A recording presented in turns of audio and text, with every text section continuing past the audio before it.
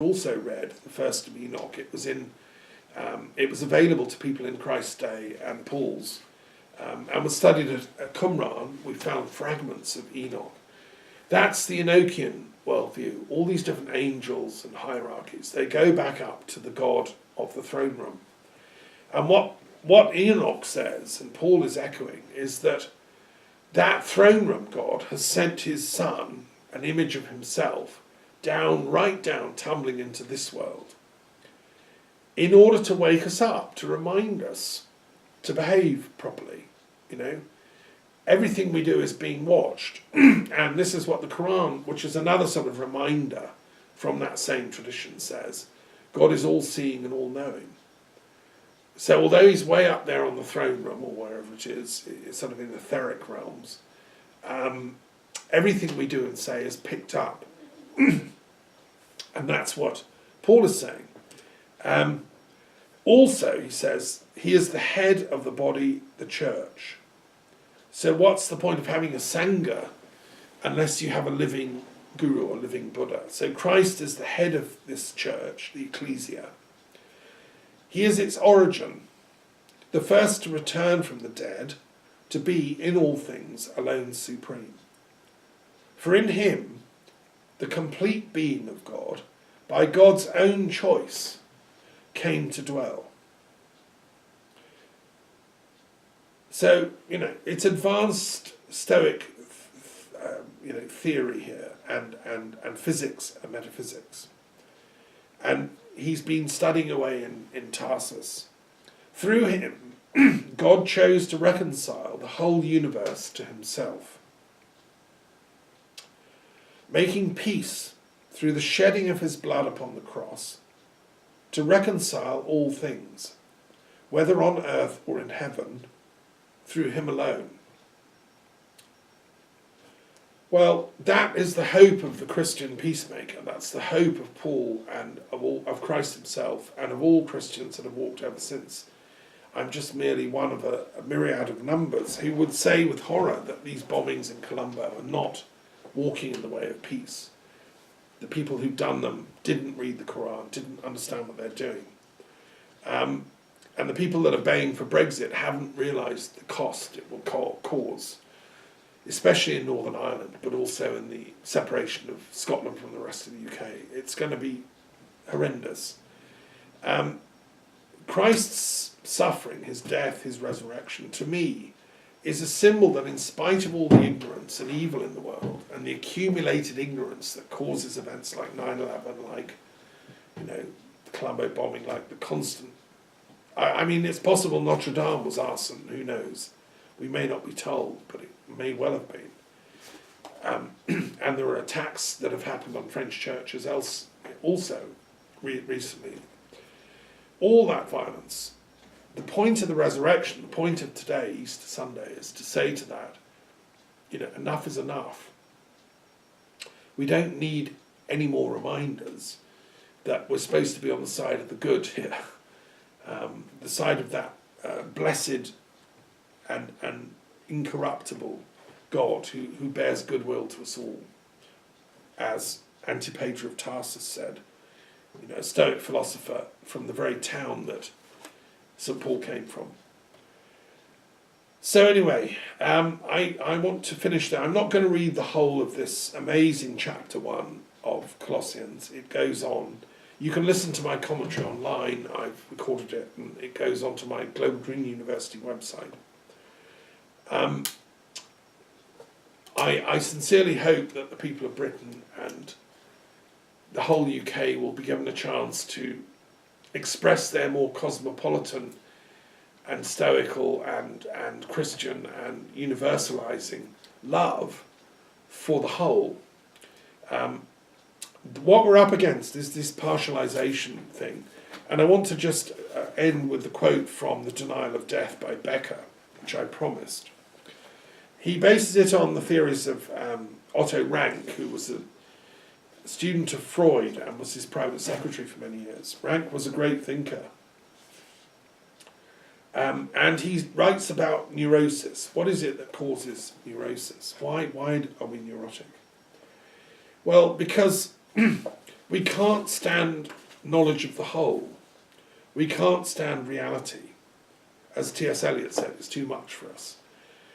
So there are various responses. A truly neurotic type of person then washes their hands 10 times a day, or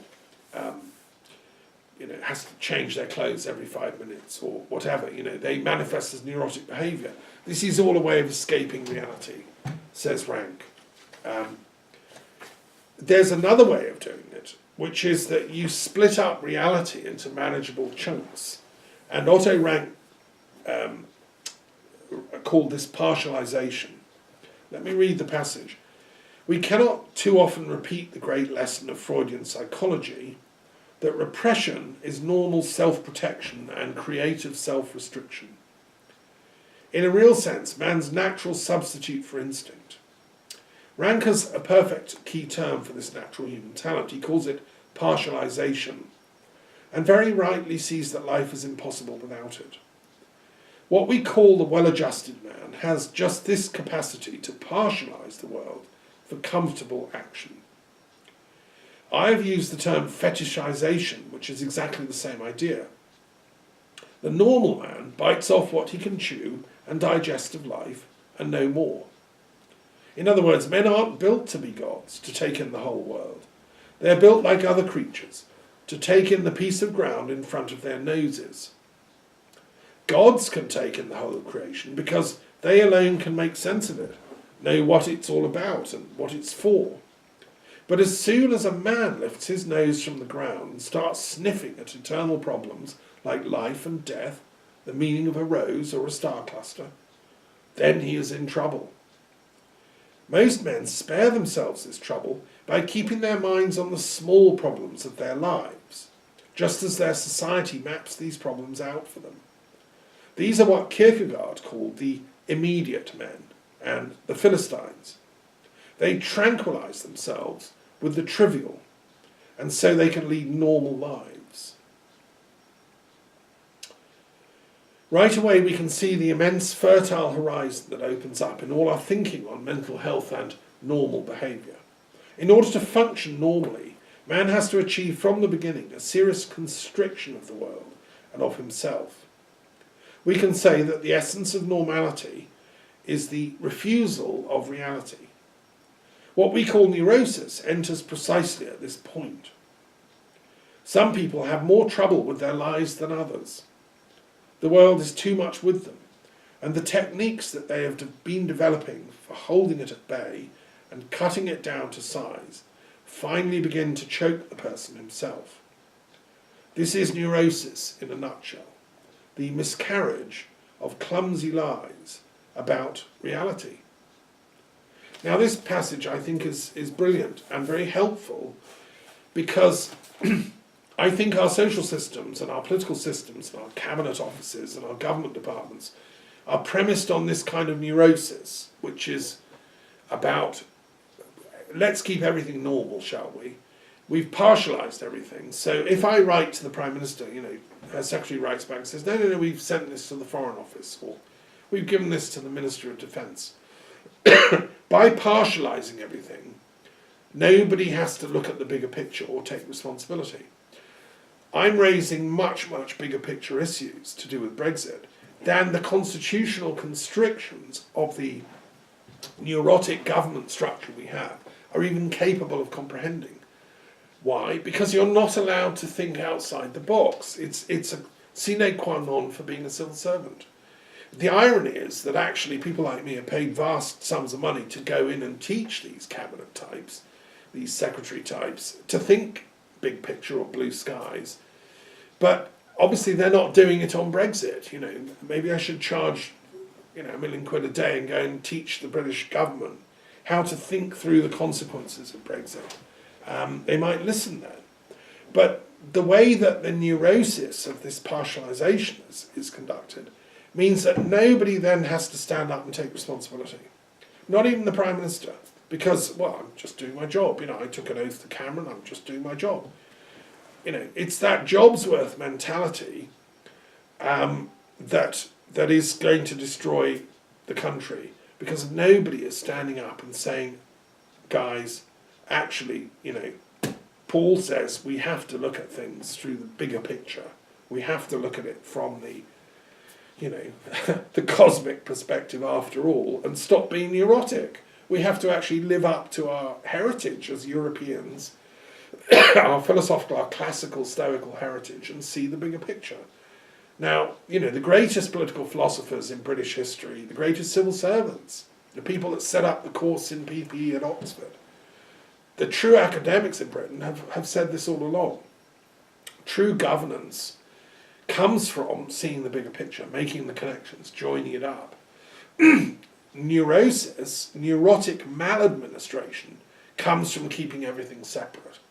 And you see this ridiculous charade of pseudo-ministers trotting about being paid vast sums of money to do nothing and to do the wrong thing.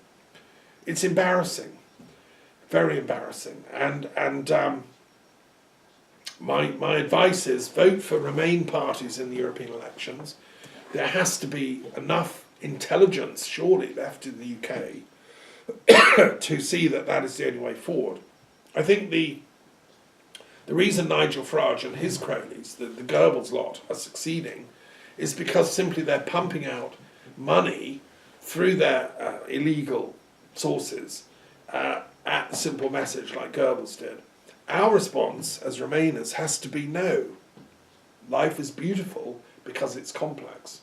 If I show you a canvas with just one colour, a white canvas or a black canvas, that's not art, that's not beauty, that's simplicity. I mean, some schools of modern art, will pay me a fortune for a white canvas, but it's not actually art.